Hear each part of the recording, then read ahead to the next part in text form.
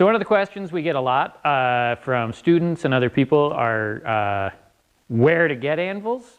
Everybody wants an anvil, and what kind of anvils to get. Where to get anvils, the answer is there's generally not a cheap option. If you've already asked everybody you know and none of them have an anvil sitting in their basement or garage or barn, you're going to have to buy one probably. And for the most part, you're probably going to spend $4 a pound or more. Used to be you could get them relatively cheap, but now everybody knows that anvils are valuable, so they cost more money. You can buy either a used anvil or a new anvil, and quite honestly, these days you can get new anvils at the exact same price as old anvils, and sometimes cheaper. So we're going to start off with this anvil here. It's a 450-pound anvil. This is an antique. One thing about antique anvils, they almost always have some amount of wear. We've got very rounded edges here. It's hard to see, but there's a slight sway back to the anvil. In this particular instance, somebody has chipped out the edges a little bit. They've done chisel work in various places. So downfall of an antique anvil is it's probably going to come to you in some degree of disrepair. With that said, most important part of an anvil is, does it work? You know, can you do the work you want to do on it?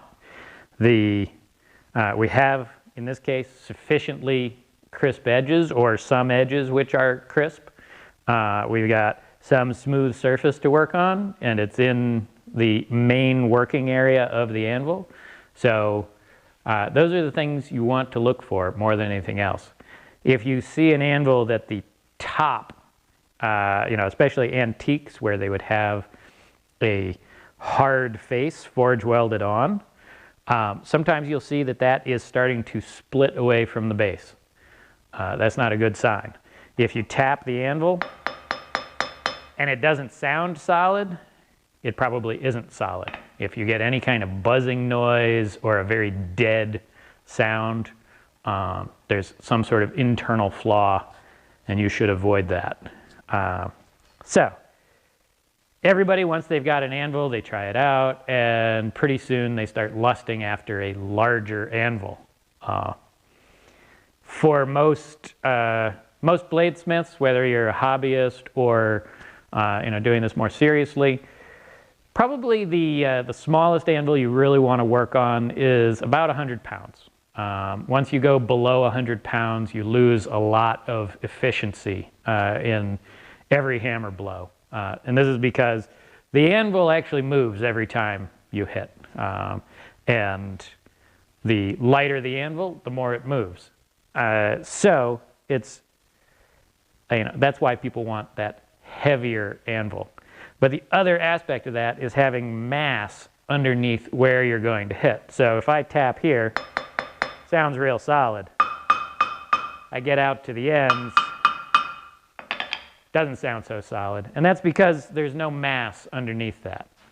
This is kind of the inherent downfall of the railroad track anvils, that it doesn't matter how much it weighs in total. What really counts is how much mass is directly under where you're hitting. So railroad track anvils, it's a very diffuse weight, so they're not generally very effective. They're almost always really loud.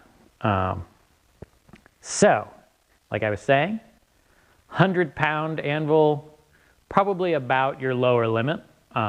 We'll look at some roughly 100-pound, little over 100-pound anvils that we've got here in the shop. To give reference, this one, like I said, is a 450. And then over here, follow me. For reference, we had the 450 over there. This is another 450-pound anvil. This is a new Nimba anvil. And these anvils have the majority of their mass directly underneath the main working surface. That makes a huge difference in how effective that mass is. Having 450 pounds stretched out over a long distance isn't going to help me much. Having more of that weight in the center, where I'm going to do most of my work, helps immensely in the efficiency of every hammer blow. Another issue to cover is the base of the anvil, what it's going to be sitting on. If you have a heavy anvil on a flimsy base, that's going to be pretty good. If you've got it on a rock solid base and the two are really tied together, then the mass of your base, the structure of your base, contributes to how effective every hammer blow is going to be. With a big anvil, it doesn't matter as much. When we get to the lighter anvils, that heavier base really becomes more of a boon. If you have a 120-pound anvil on a 400-pound base, you know, maybe cast concrete or whatever it is, that base is going to contribute to the effectiveness of the anvil. It's not a replacement for a heavy anvil, but it's still a vast improvement over a light anvil on a light base. So let's go look at some of the other anvils. This is one of our odder anvils. This is, I believe, a 250-pound anvil, and it actually has dovetails in the surface. This originally was intended so you could mount different dies or jigs right into the anvil. You don't see specialty anvils like this very often. If you find one that's in good condition, then that's actually a really great thing, because, like I said, you can mount different plates and jigs and forging surfaces right in your anvil where you've got that weight behind them. In this case, when we got this, it was already pretty beaten up. Those dovetails are basically shot, so we just use it as an anvil. It has a relatively limited working area, but that nice surface is directly above the mass of the anvil, so that is actually helpful. A solid maple base underneath this adds to the effectiveness of this anvil. It doesn't move around much. As you're forging, it doesn't, you know, I can move it, but forging on it, it doesn't move much, and that's key. You don't want to be chasing your anvil around the shop as you're forging. It happens sometimes, but it's not the preferred route. So, moving on. This is a fairly small anvil. I believe it's a 112-pound anvil. We bought several of these for teaching classes. This is a Farriers Anvil, and probably one of the least expensive, good quality anvils on the market. Most new anvils are cast. I'm not aware of any forged anvils that are currently being sold. And as long as it's a good quality casting and is cast steel rather than cast iron, you're probably in pretty good shape. Because we need to move these around for classes, we have them on relatively lightweight bases, which one result of that is the sound they produce. One good thing that you can do is, oh, this doesn't fit this one. Never mind, you can't do that. Having a gooseneck, which doubles as a hold down and as a sound deadener, is helpful. We'll find another anvil to try this on. This is a 135-pound Mangle, so it's another modern cast steel anvil. Another, generally speaking, pretty good deal if you are looking at new anvils. And this one, the gooseneck fits, so I can demonstrate its handy characteristics. So first, I could hold things down on the anvil with that. Release is just tapping underneath.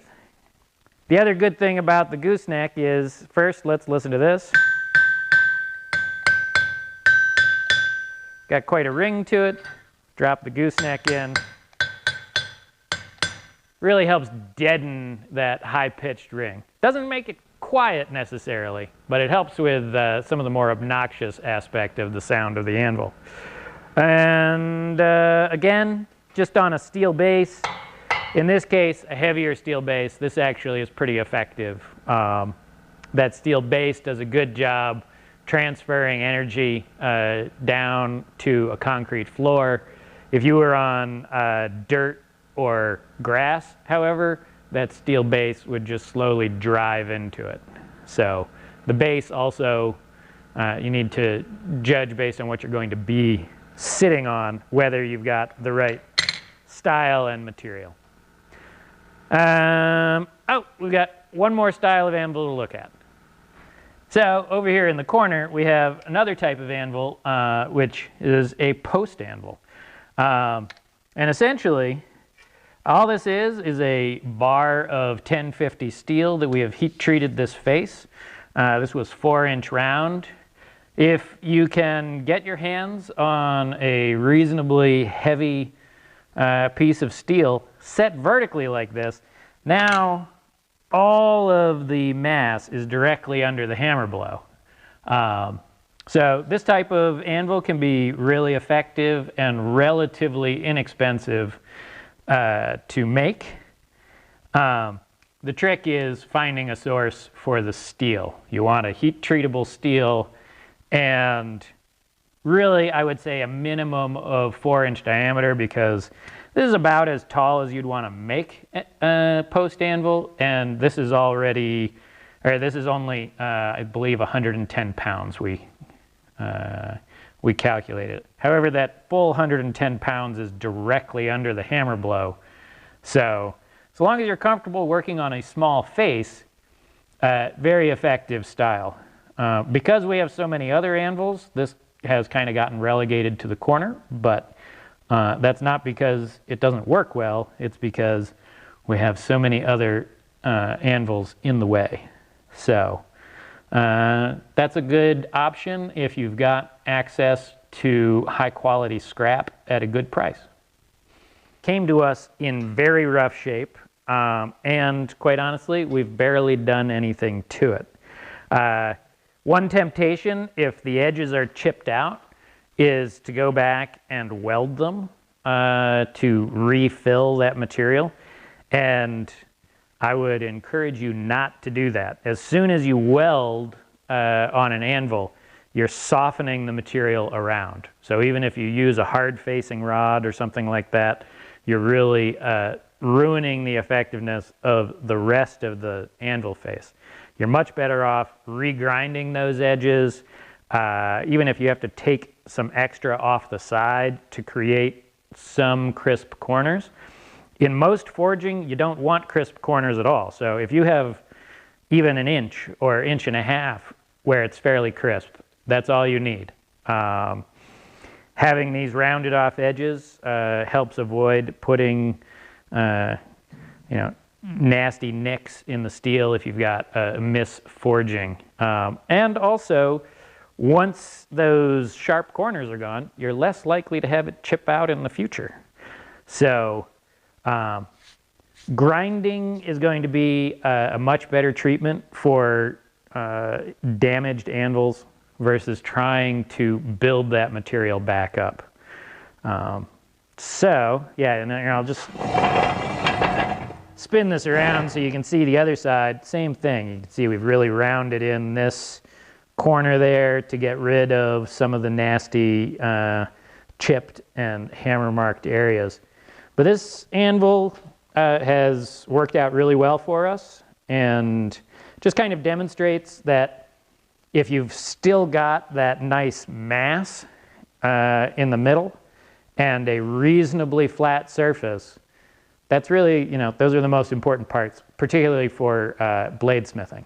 If you're getting into blacksmithing where you need the other parts of the anvil more, then there'll be, that'll be a different consideration. But bladesmithing, you're mostly concerned with this section right in the center, over the mass. Do you have some flat surface to work on that is also fairly smooth? But how smooth the anvil face is really only needs to be as smooth as you can forge. So if you're not great at forging, you tend to leave kind of a rough surface on the steel, well, the rough surface on the anvil will match that nicely.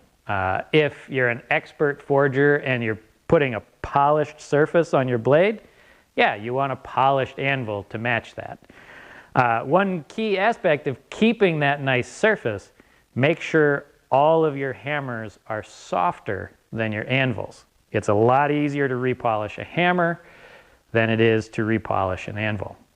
So, last aspect, going back to the grinding and refacing of anvils, on antique anvils which have a hard face, you just want to remain aware of the depth of that hard face. So if you take it to a machine shop and have them surface grind it, you don't want them to surface grind through that hard face.